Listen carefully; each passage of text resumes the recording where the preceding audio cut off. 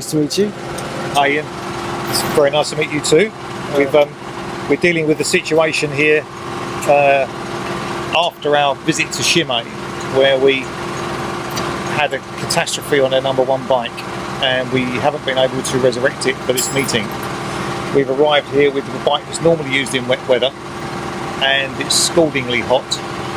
We've taken it out in the first race and destroyed a cylinder and piston. We're now trying to replace all that, which I think we've done now. We've come into the end of this, so we should be ready for the second race. And we're trying to change the setup very, very quickly to try and compensate for the weather, etc., and get a wet bike to run in scalding temperatures. So didn't get it right first time. Let's see what we can do this time. Well, looking at the bike now, it's other fairings are off, nothing else. Can you just explain to people what you're actually doing, just quickly? Yes, indeed. We have to take all the fairings off and the seat off because things dismantle in a particular way. And on a race machine, whether it's a car or a bike, there's very little spare room. So once it's all together, it's fine. But to get to the bit that you want, there's normally a lot of stuff to take off. So we've had to take off fairings, tanks, exhaust systems, and other carburetors and stuff, and drain the water out to get to the point that we want it. So luckily we're dealing with the back of the engine and not the front of the engine, so it was could have been a little bit harder. And this little thing I'm holding here, this tiny little needle, there's 4 carburetors that deal with 4 different cylinders on the engine, so it runs like 4 separate engines. And this tiny little needle regulates the fuel that goes into the engine, and I'm moving that tiny little clip 1 notch, and that will make all the difference. On the towels out, dry everything off. So that's good news that it's steam rather than oil. But can that bike hold together for the... Can you explain, are there any years that these are attached to, or? Yeah, if you start at the other end with the little green set, they're a factory Kawasaki colour from 1982. Actually very, very thin. They're the first leathers I wore, and they got to a point where they were falling to bits, and I'd take them back together to go back out there. And in those days there was no body armour, there was no real protection on the leathers. It was like wearing a very thin leather bodysuit. The gloves were very thin, the boots were very thin, and as you work your way along you can see that all of a sudden there's holes in the leathers to keep you cool.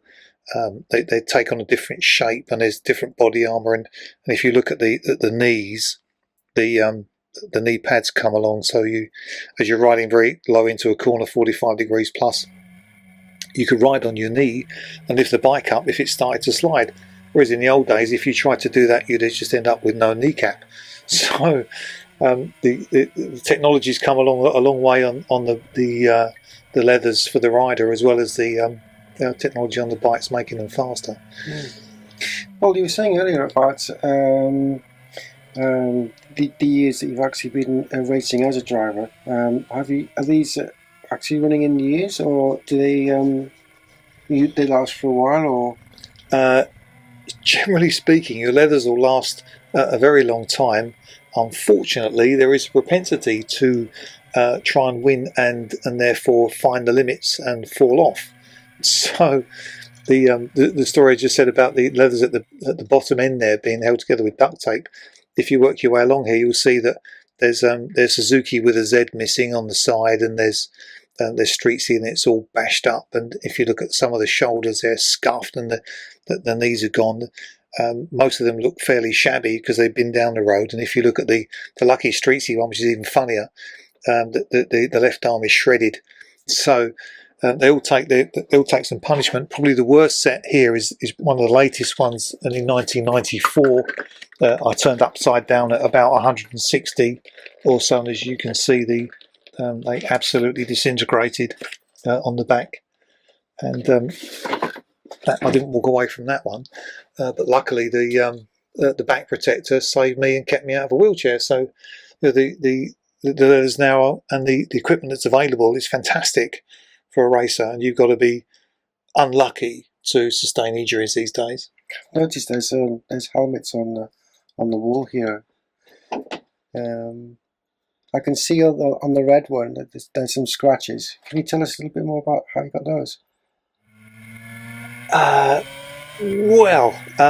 Being an enthusiastic racer at Donington Park, which seems to be a place where I either win or crash, the race earlier this year at Donington led me to an enthusiastic entry to the back straight at about 100 plus, I guess, and I didn't know I was actually off of the machine until I was airborne.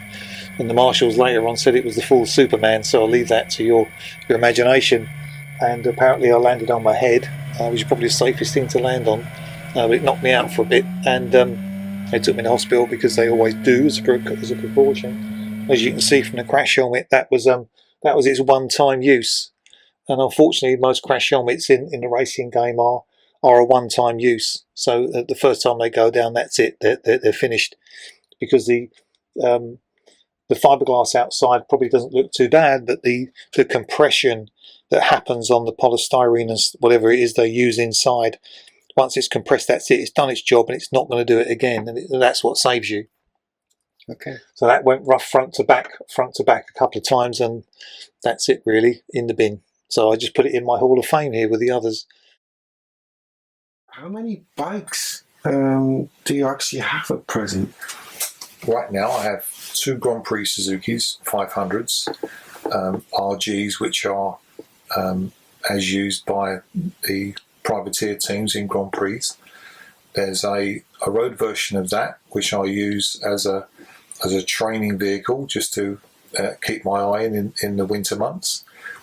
And I've got another very old 750 water-cooled Suzuki from the 1970s, which I intend to renovate, as I had one back in those days. Wow. How many bikes have you actually raced? Since 1982, that was a 250 Montesa. I went through a 250 Yamaha the next year, a 125 Yamaha, 1000 Kawasaki, 350 Yamaha Grand Prix bike, a 250 Rotax in an English chassis. I had an RS125 Honda Grand Prix, all Grand Prix bikes, a 250 Grand Prix bike, and I retired in 94 for a couple of months, and then came back on a 500 Grand Prix, which is the only one I hadn't ridden, and I've been on those guys ever since. So quite a few. I don't know how many that was in number, but I wish I had them all now. Do you have a favourite bike at all? The bike I'm currently on is magnificent, and if you had a chance to ride Niki Lauda's Ferrari, you probably wouldn't want to drive anything else afterwards. And that's the same with me on a Sheen machine. Wow. Riding very dangerous bikes, very fast bikes, as you do. Can you remember any accidents that you've actually had? Any memorable accidents that would say yes, that hurt? Funnily enough, the ones that really hurt you don't remember, because they generally tend to whack you on the head. So the last thing you remember is going very quickly. And at one memorable event, one of the very first International Classic Grand Prix I did at Donington Park, I qualified a fairly miserable 18th. In the race, I went from 5th to 4th, and that was the last thing I remember, overtaking last year's champion, a chap called Steve Bohm, I think, and he watched me fly through the air, land flat on my back, and opened up a set of leathers, which I think you saw earlier in the garage, where you could put your hand through. They opened up like a tea bag, and I don't have much recollection of that because of the bonk on it. So yeah, memorable accidents, I've had quite a few. Being airborne, one of the track marshals once said to me, you did the full Superman, which I guess meant I was flying through the air with unassisted ease, and some of the other ones where you just slide forever. And I remember once crashing in the wet, and I slid for about a quarter of a mile because there's no friction where there's water. And the ones that are good, the ones that are memorable, the ones that you just slide to the floor and you get up, walk away. and there's no rhyme or reason to the speed of that. It's just the way you land. Wow. If there was some young talent coming up through now, and somebody wanted to say, right, okay, I want to be like you, would you have any advice for them? If they actually came to you and said, I would like some advice, please, Paul. I'm always happy to dispense advice, and I like to make myself available to any young riders in the paddock. And I was helping a Belgian guy earlier this year at Chimay, who obviously had a great deal of talent but not a great deal of direction. And I guess the best advice I could give someone that wanted to go racing would be don't. Because unless you've got an absolute stack of money and a great deal of backing, it's a hobby that's addictive and very hard to do well at without a great deal of help around you, and it can be very frustrating from time to time. And I guess there's easier ways to keep yourself occupied. However, I would say that anyone that's determined, there is no greater sport. You can never be more alive than 5 minutes on a racing motorcycle, absolutely on the limit, because your body and your mind wakes up the closer you are to dangerous situations, and it can't be anything more dangerous than motor racing. So there you have it. And that's why I guess it's so addictive. So basically, don't do it, but if you're going to do it, get the best advice you can. There's one part of the film that we filmed of you, and you mentioned earlier about the adrenaline pumping. You're driving your bike down towards the areas where they test you for noise, etc. Can you explain how you actually feel at that point, knowing that you're going to go and do a race?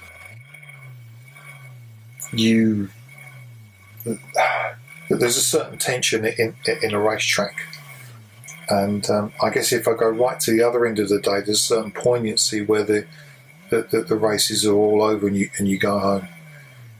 And at one end of the spectrum, that's one end of the spectrum, and as you go through, it builds up during the day, and you have breakfast and you walk around, talk to your friends, and you put your leathers on maybe 10 or 15 minutes before the race. Other guys don't. Some people will put some headphones on, listen to music, and cut themselves off.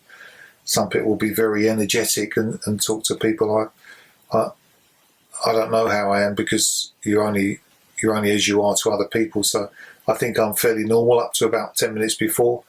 Then I'll try and loosen up, and at that point your heart starts to pump because your adrenaline starts to pump, and you tend to be focused. So I will replay my practice laps and think the things I did wrong. I know where most racetracks I've been to, I've covered them many times. I know the fast lines. I know if I'm not racing hard enough or smart enough.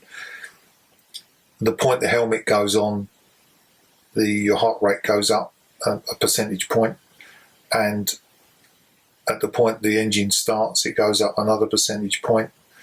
You trawl down to a collecting area, and at that point where the gate opens and 30 odd riders and machines rev and go out of the gate and assemble on the start line, your adrenaline is really, really pumping, and you do a practice lap, and that practice lap you're draining your mind of absolutely everything. You cannot have a single thought in your head about yesterday, tomorrow,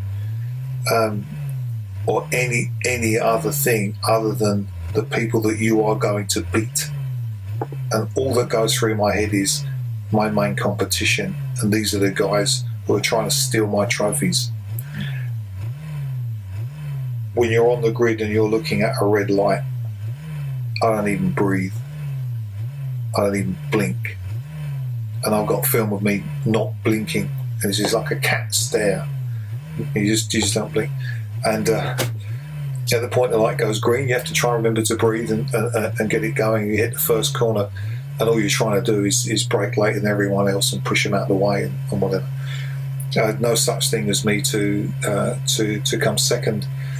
that's the first of the losers. And I've always had that ethos. And although I'm not as fast as I was, I don't ever go out there with the intention of coming anywhere other than as high as I can be. And if I ever went out there and trawled around, I think I'd quit the next day because I knew I couldn't do it anymore. And at that point, I believe you're a danger to everyone else. You should go out there and go as fast as you can. If you're on the right line, then you're not causing any trouble. You're not messing around.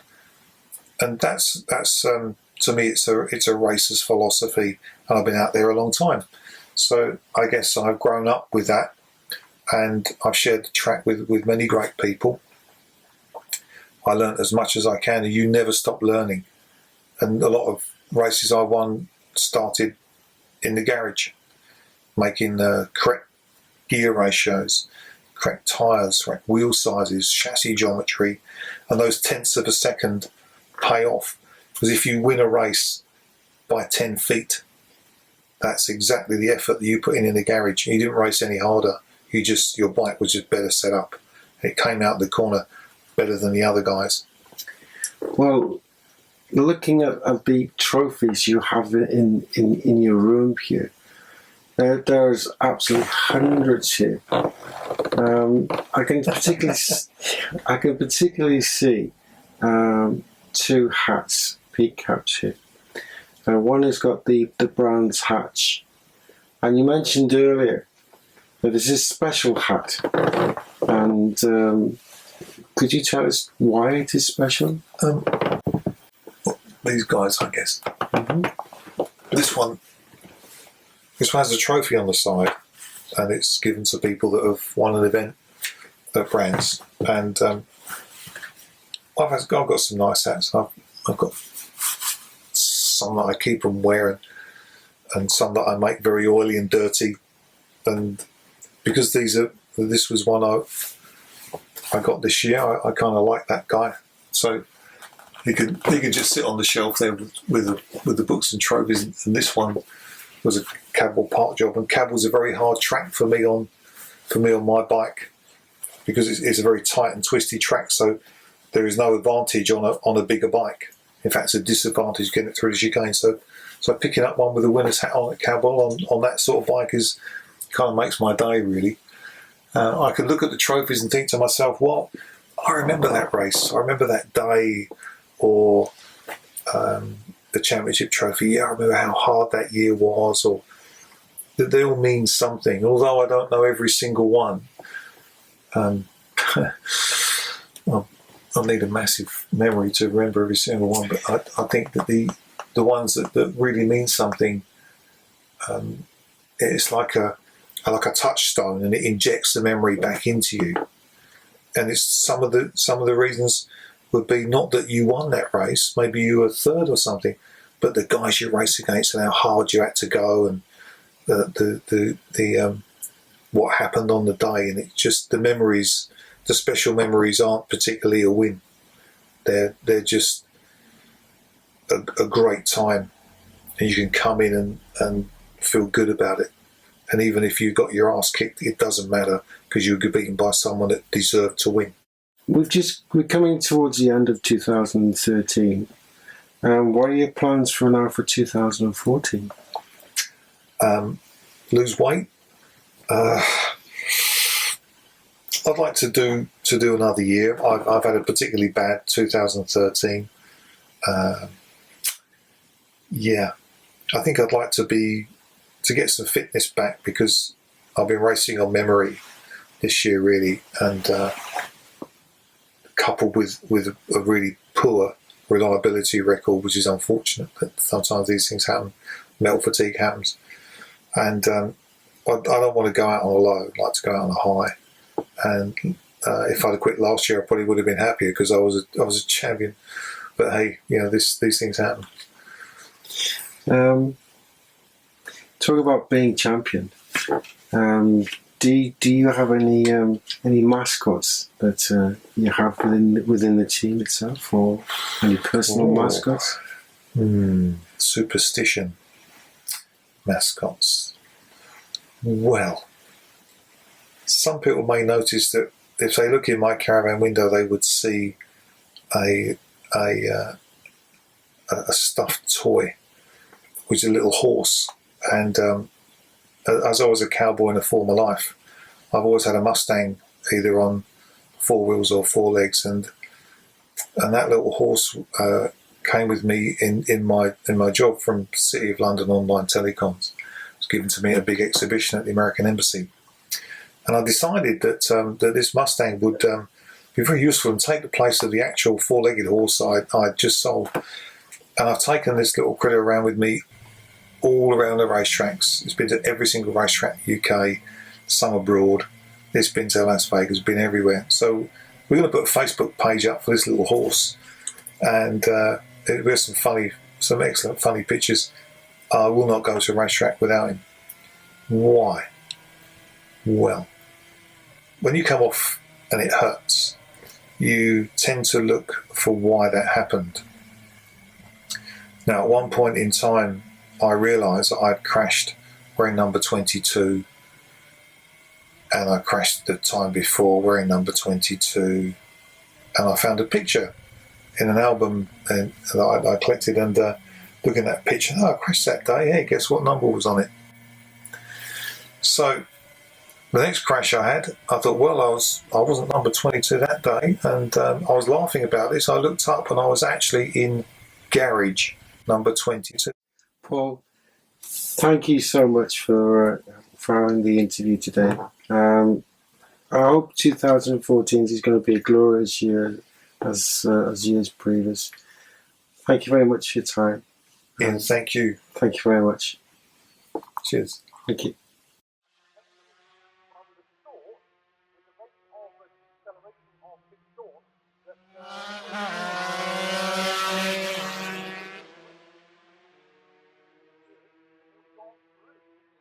Yeah, the gas on it.